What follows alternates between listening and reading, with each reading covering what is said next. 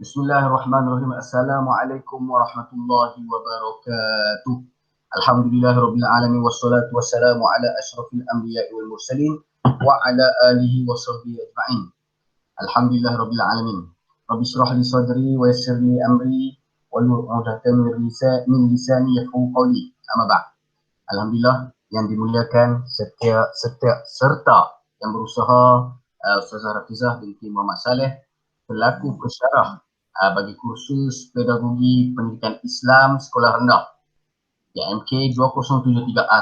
Baik, bersama saya hari ini kita akan berdiskusi berkaitan dengan pedagogi yang lebih memperincikan kepada pengajaran makro dalam bilik darjah.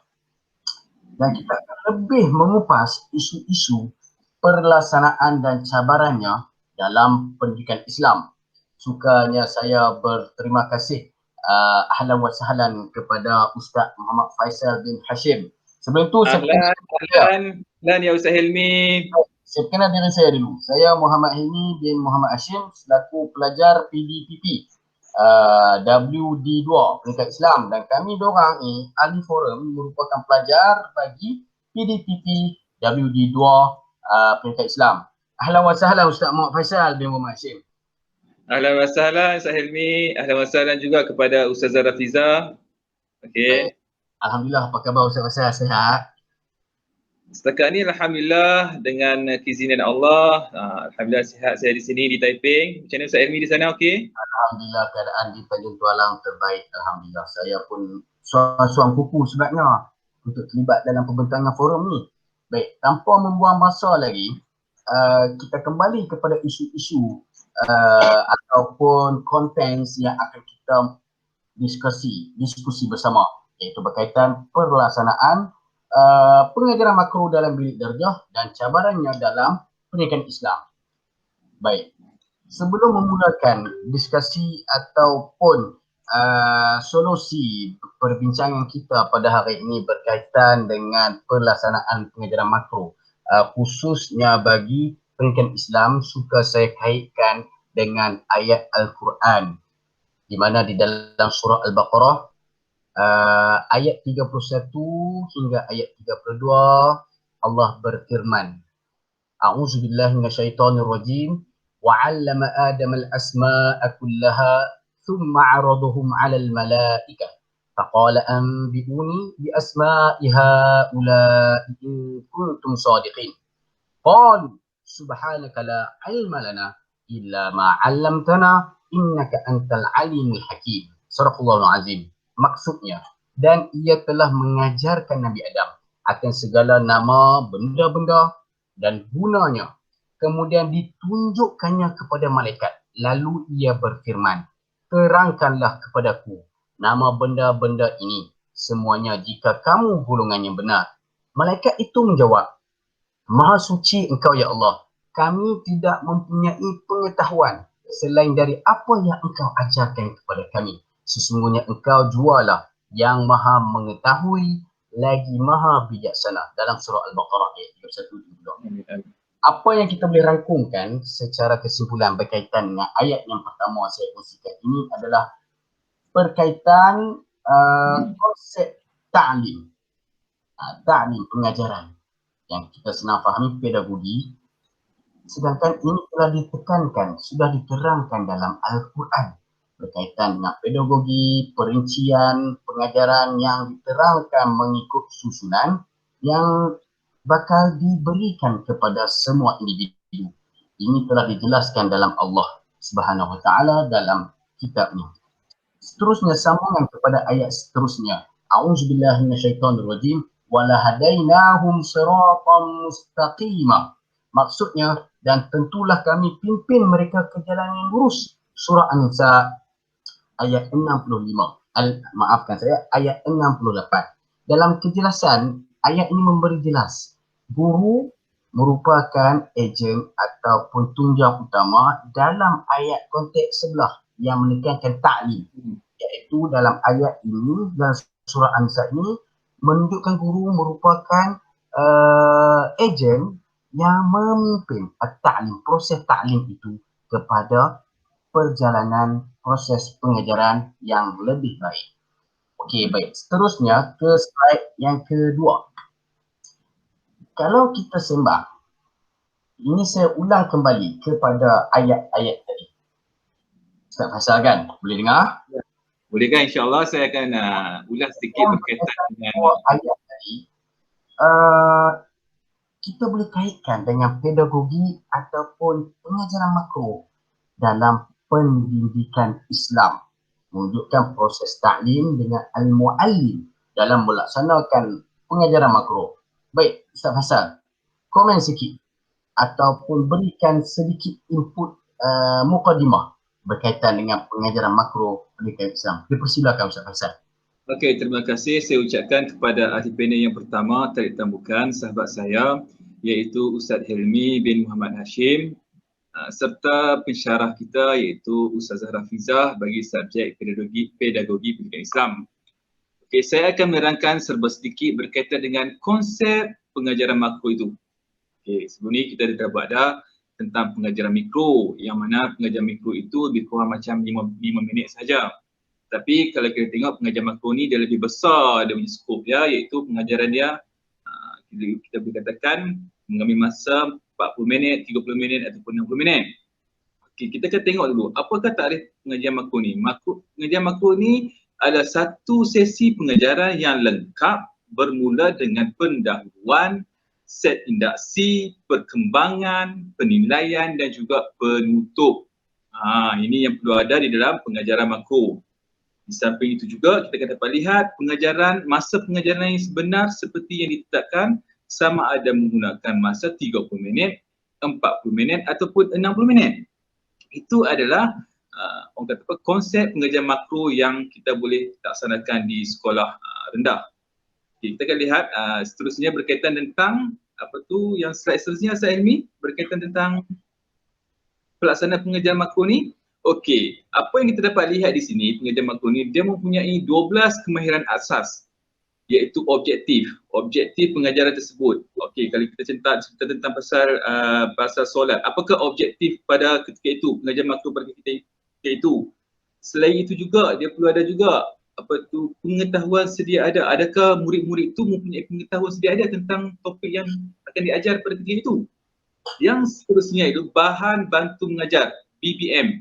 Sama ada bentuk buku cerita ke ataupun carta ke yang membantu murid-murid itu dalam pelaksanaan pengajaran makro itu. Seterusnya juga pula adalah perlu ada permulaan pengajaran. Macam mana apakah permulaan pengajaran tersebut berlaku? Menggunakan teknik apa? Nak menarik murid-murid itu untuk belajar tentang topik tersebut. Itu penting permulaan pengajaran tersebut. Seindaksi lebih kurang sama juga dengan permulaan pengajaran. Kita boleh dengan membaca doa dulu terlebih dahulu Ustaz Elmi, ataupun kita boleh soal jawab dahulu, kita tepuk tangan dulu kat dia orang bagi ramai-ramai untuk meningkatkan motivasi mereka ini untuk terlibat sama dalam pengajaran makro itu, iaitu PDPC di dalam kelas.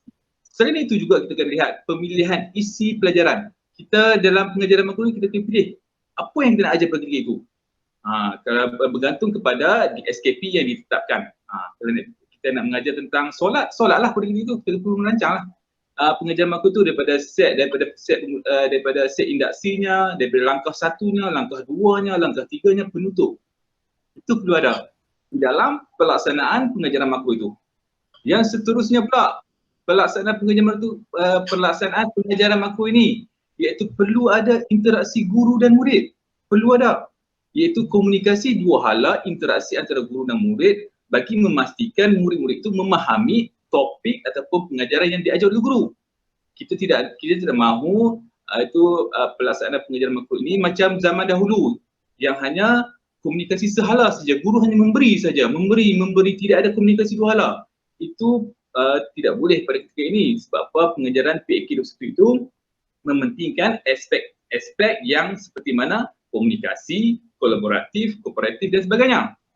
Ini yang perlu adalah dalam pengajaran makro. Seterusnya pula kita tengok pula variasi rangsangan. Rangsangan apa yang kita nak guna kepada pelajar ini? Sama ada berbentuk hadiah ke, berbentuk tepukan ke, pujian ke kepada murid-murid ini untuk terlibat sekali dalam aktiviti ataupun pengajaran yang kita akan jalankan di dalam kelas ini. Seterusnya pula pengurusan bilik darjah, guru perlu memastikan bilik darjah itu bersih, selamat dan juga tidak ada kotoran, sampah, sarap. Memastikan pada kita ini perlu kepada guru-guru tidak ada batuk, sesema disebabkan pandemik, kita tidak mahu. Elemen-elemen ini perlu dititik beratkan oleh guru bagi memastikan pengajaran makro itu berlangsung dengan selamat. Seterusnya pula kita akan lihat juga perkembangan isi kandungan, iaitu perkembangan berkaitan dengan topik itu. Guru itu perlu memberi penerangan yang lebih luas kepada murid itu supaya murid itu memahami apa isi kandungan itu. Seterusnya kemahiran pelaksanaan, sama ada kemahiran pelaksanaan itu sama ada pentaksiran yang akan dijalankan di dalam kelas itu. Itu serba sedikit Ustaz Helmi berkaitan tentang pelaksanaan pengajaran makro.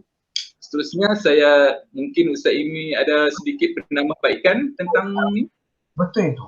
Jadi yang disebutkan oleh Ustaz Faisal ni boleh dikatakan 12 kemahiran asas yang perlu ada bagi seorang guru sebelum memulakan tanggungjawabnya untuk mengajar murid. Betul tak? Setuju tak dengan kenyataan saya? Ya, saya sangat bersetuju dengan apa yang Ustaz menyatakan tadi berkaitan tentang pelaksanaan ini. 12 kemahiran asas ini perlu ada. Setiap guru memastikan pengajaran itu berlaku dengan sempurna di dalam kelas. Baik, okey. Sukanya saya nak tambah satu sikit. Mungkin Ustaz Faisal terlupa sebab banyak kan 12 kemahiran asas. Saya suka satu iaitu berkaitan dengan kemahiran menyoal. Betul tak Ustaz Faisal? Kemahiran memang penting juga dalam kelas kan. Kalau tidak murid ni macam, yalah kita memang mewujudkan interaksi guru dan murid. Jadi perlu juga kemahiran menyoal bagi seorang guru kepada murid dan murid sendiri boleh menyoal kepada rakan-rakan dan juga guru. Betul tak? Itu kita boleh takrifkan sebagai PBD, pentaksiran. Kita nak taksir budak itu sama ada budak itu memahami topik itu melalui soal jawab. So pentaksiran itu berbentuk lisan Ustaz Helmi ya. Ya. Jadi banyak benda kemahiran asas yang perlu ada bagi seorang guru, tanggungjawabnya seorang guru. Baik. Ya, betul. Saya teruskan lagi. Seterusnya kalau kita lihat slide yang seterusnya di sebelah saya ini berkaitan dengan aspek-aspek penting pengajaran makro setelah kita mempunyai 12 kemahiran asas yang Ustaz Faisal bentangkan tadi, kongsikan tadi dengan baik. Baik, untuk berkaitan aspek-aspek penting pengajaran makro ini, boleh saya rangkumkan ia terbahagi kepada 3 benda, iaitu merupakan satu perancangan yang perlu guru sediakan. Kita tengok yang pertama iaitu berkaitan dengan perancangan pendahuluan.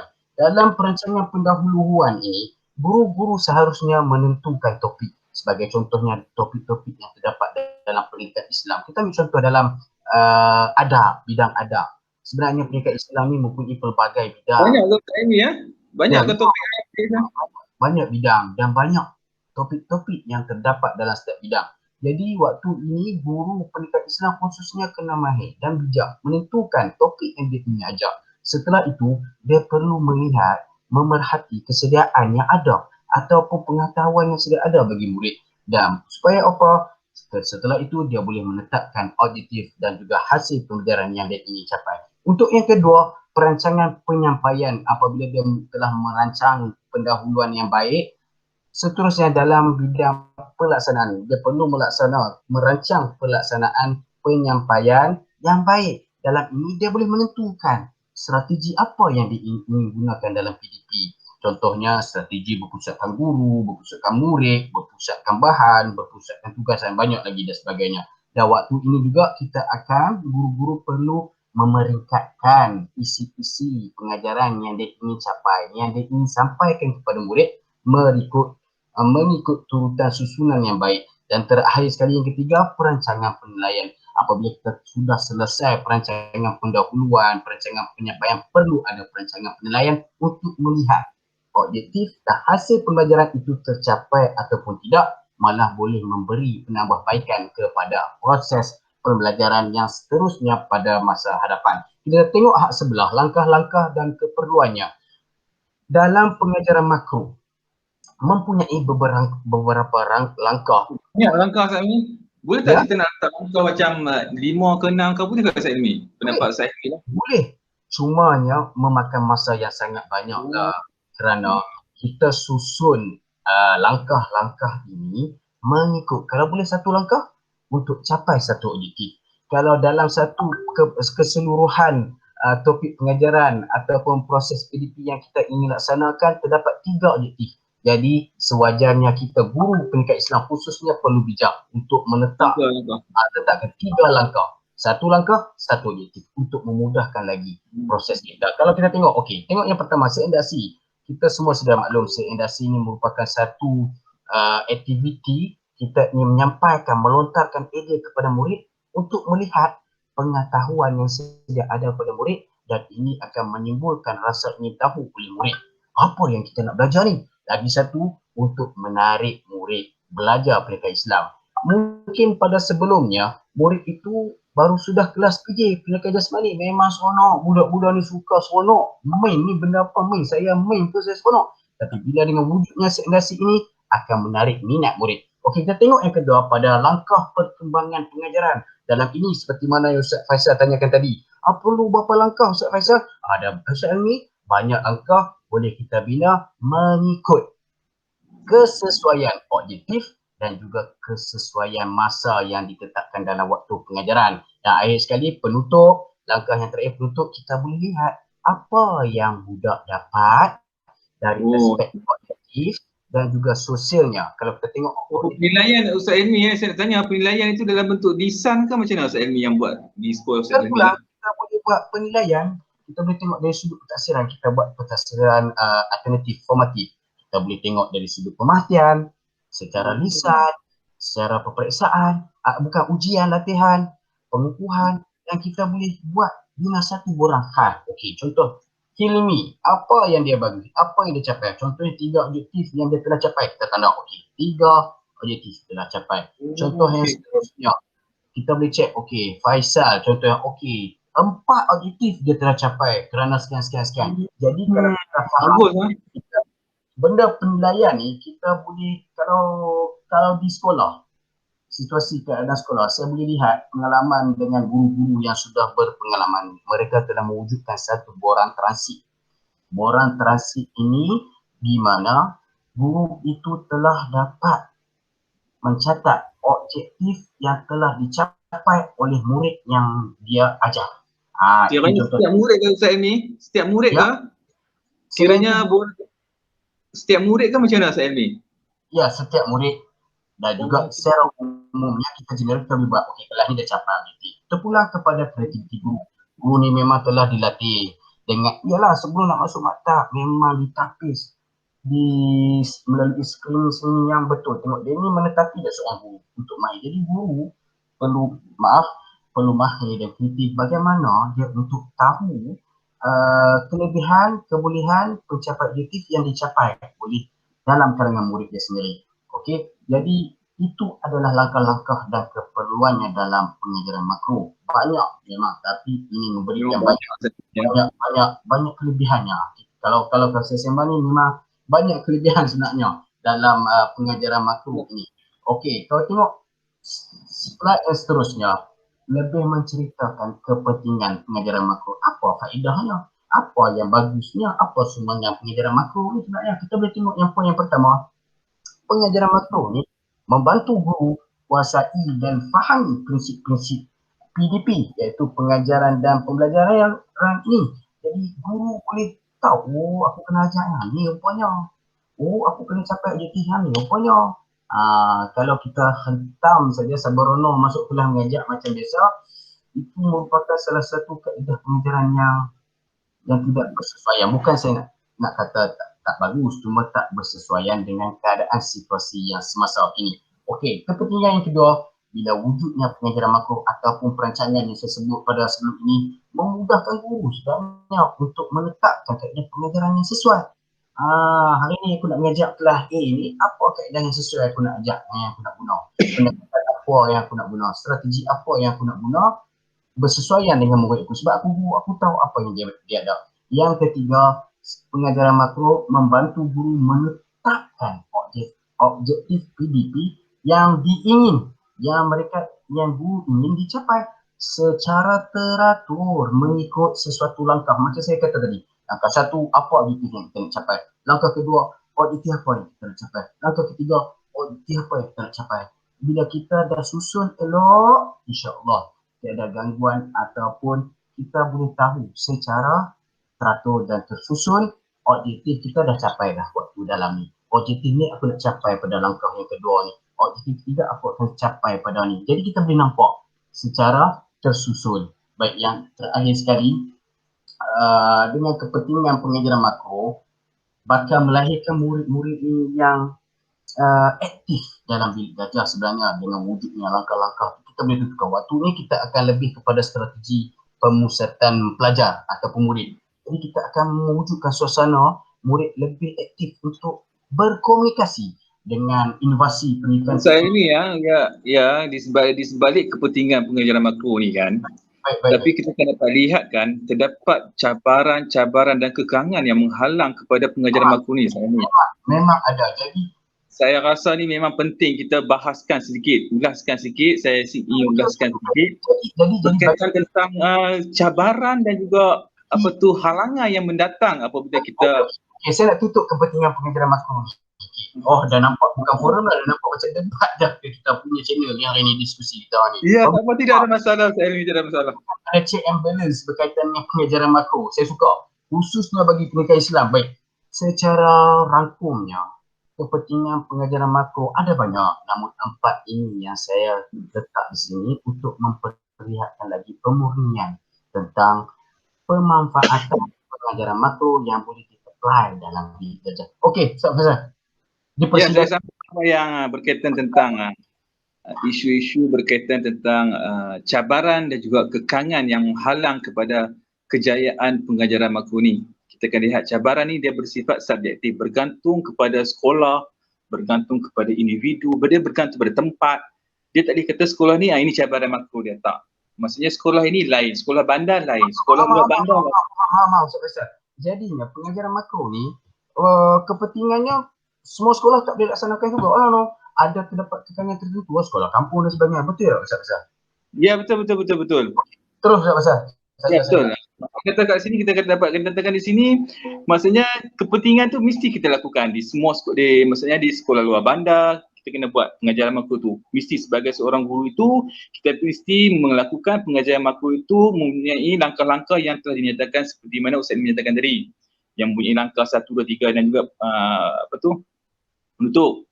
Okey, kita kena lihat sedikit tentang pengajaran makro ni, cabaran yang dihadapi oleh kita ni sebagai seorang guru. Yang pertama sekali, sikap guru itu sendiri. Beretika, beraccountability, pengurusan perubahan, efektif dan efisien.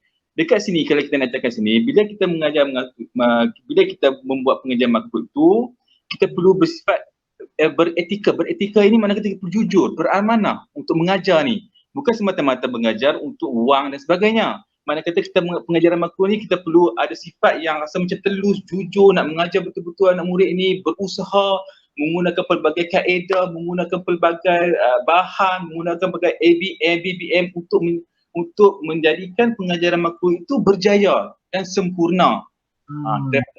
Guru tu mesti ada sikap, guru tu mesti positif. Kalau sikap guru tu ada negatif, macam mana dia nak buat pengajaran makro itu berjaya? Dengan kadang-kadang dia pergi tu, persepsi budak ni tak boleh menguasai. Dia kata, persepsi budak ni dah tak pandai. So tak boleh, dia kena buang persepsi negatif itu di dalam hatinya itu untuk memastikan setiap murid-murid itu bersikap positif, setiap murid itu boleh menerima dan juga boleh mencapai matlamat apa yang dia akan ajar nanti. Dia tak boleh ada sifat-sifat bias, ini tak nak, dan negatif. Dia mesti ada positif, aura positif vibes tu mesti perlu ada dalam diri dia tu.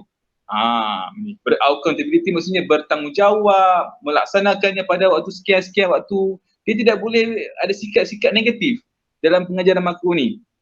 Yang kedua yang saya dapat kenal pasti berkaitan tentang cabaran, berkaitan tentang pengajaran makro ini adalah kemudahan prasarana sekolah yang tidak kondusif, yang tidak selesa bagi guru dan juga murid. Suka saya nyatakan di sini, iaitu guru kadang-kadang tidak selesa. Contohnya saya nyatakan di sini, contohnya prasarana yang kelas yang tak selesa dengan kotornya, dengan tidak bersihnya, perlu ada ni. Maksudnya kata pengajaran makro tu nak memastikan kejayaan bagi pengajaran makro itu perlu memastikan kemudahan prasarana itu selesa untuk melakukan pengajaran makro itu berlaku. Okey, yang ketiga pula kita dapat kena pasti ialah kemudahan teknologi yang terhad. Bila kita nak melaksanakan pengajian makro ini, macam suka saya nyatakan di sini, kita sekarang ni dalam era teknologi PAK 21 pengajaran abad ke-21. Of course lah, tentulah pengajaran kita ini memerlukan kepada teknologi, memerlukan kepada capaian internet yang laju, memerlukan kepada smartboard, memerlukan kepada LCD, skrin dan sebagainya. Tetapi kalau pengajaran makro itu nak memastikan dia sesuai dengan keadaan situasi semasa ini, perlu ada benda-benda macam ni. Kalau saya suka saya nyatakan di sini, kalau kita dapat lihat di sekolah-sekolah Cina ini, pengajaran makro ini sangat-sangat berjaya. Disebabkan apa? Disebabkan oleh penyampaian kesediaan guru itu dengan gabungan teknologi itu sendiri, kemudahan teknologi itu sendiri yang menyebabkan pengajaran makro itu berlaku dengan jayanya. Dia orang ada smartboard. Saya dapat tahu di sekolah SJKC Holland itu, satu smartboard tu set lengkap itu bernilai 20,000. Masya Allah. Oleh PIPG. Ya, betul. Ya, signifikan. So di sini kita dapat lihat dia orang nak memastikan pengajaran makro itu berjaya. Dia orang dari sudut aspek kemahiran dengan aspek kemahiran bertutur, menulis dan sebagainya, dari aspek global kompetensinya, dari sudut tahap ni semua taksonomi Bloomnya, kewarganegaraannya, syakhsah diri dan sebagainya. Dia orang nak memastikan murid-murid dia orang ini berjaya. Dengan ya. Selain itu juga persekitaran kelas. Okay, kalau kita dapat lihat kelas ni lah, ini yang selalu dilema kita apabila kita masa ni tidak akan selesai lagi. Kelas kita terlalu padat dengan murid-murid. Kalau pengajaran makro ni, kalau kita lihat di negara lain, di negara yang barat seterusnya, contohnya dia orang menetapkan satu kelas 15 orang, 20 orang minimum, tetapi isu ni lagi kita masih belum menyelesaikan lagi sehingga sekarang. Masih membahaskan nak berjaya, tetapi isu-isu infrastruktur yang mana bilangan pelajar ini masih tidak diselesaikan lagi. Ini masalahnya, kelas sempit. Bila kelas sempit itu menyebabkan murid itu bersempit, lebih sempit itu panas, kipas tidak mencukupi. Kadang-kadang saya dapat lihat satu kelas itu ada 2 saja kipas. Kalau pengajaran makro itu berlaku tayang macam-macam tapi murid tidak selesa, tidak ada mana macam kita katakan di sini lah, macam kita solat 5 waktu itu di masjid tetapi panas. Hati panas berpeluh-peluh, adakah kita khusyuk? Sudah tentu kita tidak khusyuk sebab kita panasnya bila lah tu imam Nabi. Itu yang berlakunya. Tetapi bagi memastikan pengajaran makro itu berlaku, kita ada perlu merancang, meneliti, menganalisis bagaimana untuk menjadikan bilik darjah itu bilik darjah yang sempurna. Dari sudut selesanya, bukannya setakat hanya melepaskan batu di tangga. Tak nak, kita tak nak. Kita nak kelas tu cantik dan juga selesa untuk pelajar dan selesa untuk guru. Dari sudut kadang-kadang kelas terlalu tinggi. Saya pun tak faham kenapa kelas sampai 3, 4, 3, 5 guru dah naik dengan bawa barang-barang, dah berpeluh dah. Nak start aku itu dah lambat. Dah lambat sepasal, berpeluh sepasal. Lepas tu nak mengajar tak selesa dengan pergerakan tinggi dan sebagainya, menyebabkan pengajaran makro itu berlangsung tidak dengan harmoni, tidak dengan keadaan selesa. Guru tidak selesa, murid tidak selesa. Apatah lagi saya lagi kan. Okey. Saya pun kan tak selesa juga. Kan berpeluh tu kan pengajaran makro itu. Betul. Berpeluh juga buat firman ni kan. Ya, seterusnya kita akan lihat waktu pengajaran pendidikan Islami. Dia ini satu lagi isu. Dia orang letaknya waktu pendidikan Islam ni di waktu akhir murid-murid nak balik. Dah panas. Pukul 1 dah berpeluh dah. Dah permainan tak ada mood dah letih dah. Ya, waktu pengajaran pendidikan Islam ni saya kan. Ya? Waktu tu budak-budak hanya nak fikir nak balik lah. Aku nak balik, aku nak mandi, aku nak makan. Ya, betul. Fikir nak balik. Waktu tasmih pun fikir nak balik dah sebab dia orang tak fokus. Bila otak tak fokus, so benda yang dia orang nak masukkan yang lain pula takkan dapat. Mereka masuk ke kanan, keluarlah ke kiri, tak masuk, tak fokus. Lepas tu sikap murid ni boleh kita sentuhkan dari sudut motivasinya, adakah dia orang ada masalah di rumah sama ada seperti guru. Kalau dia orang ada masalah, tak ada mood, mak marah ataupun ibu-ibu ataupun parent marah ketika dia orang nak on the way nak datang ke sekolah pun boleh menjejaskan proses pengajaran makro itu walaupun guru rancang dengan sebaik-baiknya tetapi sekiranya murid-murid itu ada masalah di rumah, maka pengajaran makro itu tidak akan berjaya disebabkan murid itu tidak fokus, tak proses, fikir masalah. Itu yang berlaku sekarang ini. Ini saya dapat simpulkanlah cabaran-cabaran pengajaran makro ini dalam konteks sekolah rendah yang mana cabaran-cabaran ini kita harap pihak-pihak atasan dapat mengenal pasti dan ambil cakna berkaitan tentang isu-isu ini. Semoga pengajaran makro ini dapat berjalan khususnya untuk pendidikan Islam berjalan dengan jayanya. Okey, suka saya nyatakan di sini untuk berkaitan dengan penutup kita pada petang ini. Sami penutup kita. Okey. Ustaz Faisal. Sini berkaitan dengan isu pendidikan Islam, ya. Dengan cabaran, dengan ulasan yang kita sampaikan tadi kan, boleh tak Ustaz Faisal kongsi sikit penutup kesimpulan berkenaan dengan pengajaran makro pendidikan Islam? Okey, saya ingin berkongsi sedikit berkaitan tentang cabaran pengajaran makro itu dari sudut apa yang saya nyatakan tadi. Okey, pengajaran makro pendidikan Islam amat penting dalam mewujudkan penghijrahan dan perubahan dalam konteks penambahbaikan kepada kurikulum pendidikan Islam. Ini pentinglah, pengajaran makro ni menunjukkan kata pengajaran makro ni penting untuk membuat maksudnya daripada mewujudkan penghijrahan, penambahbaikan kurikulum pendidikan Islam itu. Yang keduanya pula tujuannya ke arah pemantapan nilai dan hasil generasi murid yang bakal dilahirkan. Kita nak mantapkan generasi kita ini bukannya generasi yang kita kata G tu ni mutahalian, yang orang kata apa, yang dilengkapkan dengan pelbagai ilmu, pelbagai kemahiran. Itu tujuannya kita. Dan juga pelbagai ilmu kemahiran yang kita terapkan di dalam pengajaran makro itu.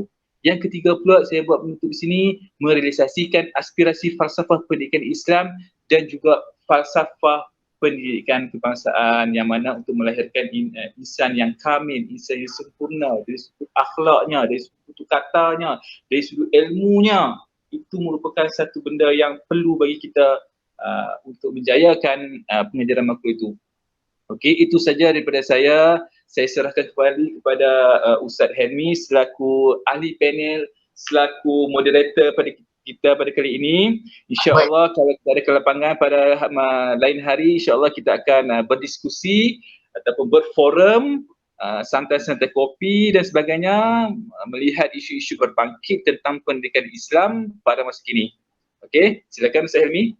Baik, terima kasih Ustaz Faisal di atas pujahan. Saya memang tertarik dengan pujahan fakta-fakta ataupun pemerhatian Ustaz semasa keterlibatan menjadi guru pendidikan Islam. Boleh tengok kan cabaran-cabaran yang ada dalam melaksanakan pengajaran makro khususnya pendidikan Islam. Baik, Alhamdulillah, terima kasih di atas Ustaz Faisal dan juga Ustaz Rafizah. Di sini ini kami simpulkan keseluruhannya. Kami telah mengadakan ataupun... Saya tak nampak Ustaz Helmi lah. Kamera saya ni tiba-tiba jadi masalah ni. Saya rasa sebab tadi tengok dia jadi... Oh ya ke? Ya Allah, ya Rabbi. Saya tak nampak lah Ustaz Helmi tu lah. Tapi suara saya masih ke udara lagi kan? Ya, sedap didengar Ustaz Helmi, sedap didengar. Baik, Alhamdulillah, terima kasih. Ustaz, kembang semangkuk saya ni pun. Baik, itulah diskusi kami berkaitan dengan pedagogi ataupun pengajaran makro dari aspek pelaksanaannya dan juga cabarannya ketika di dalam kelas, khususnya pendidikan Islam. Itu di antara sedikit fokus yang kami. Bidang pendidikan khususnya memang luas, memang banyak benda yang kita di kelas. Namun ini di antara sisa yang kami kongsikan berkaitan pelaksanaan. Saya ni suara tak jelas lah. Suara tak jelas kan? Ada bunyi-bunyi tadi. Ni masih tak jelas kan? Dia jelas dah tadi. Ini dah jelas. Kesimpulannya berdasarkan dengan apa yang kami sampaikan tadi adalah berkaitan dengan konsep pengajaran makro, aspek-aspek penting, prinsip-prinsip pengajaran makro, langkah-langkah dan juga cabaran yang perlu guru tangani bagi melaksanakan pengajaran makro yang kita melihat hujah-hujah yang disampaikan Ustaz Faisal tadi. Bila kita lihat dengan cabaran-cabaran yang tertentu yang dipamerkan tadi, kita boleh menetapkan beberapa langkah yang sesuai untuk kita laksanakan kepada murid kita agar menjadi insan yang kamil, modal insan yang baik untuk negara yang menepati dengan falsafah pendidikan Islam dan juga falsafah pendidikan kebangsaan. Terima kasih saya ucapkan kepada tuan-tuan dan khususnya kepada ustazah kami iaitu Pensyarah bagi Pedagogi Pendidikan Islam Sekolah Rendah, Ustazah Rafizah binti Muhammad Saleh, di atas kesudian melihat diskusi forum kami, insya-Allah. Baik, terima kasih. Aku liqauli hadza, astaghfirullahalazim wa lakum. Baik, terima kasih. Saya ucapkan Terima kasih. Assalamualaikum warahmatullahi wabarakatuh. Waalaikumsalam warahmatullahi wabarakatuh.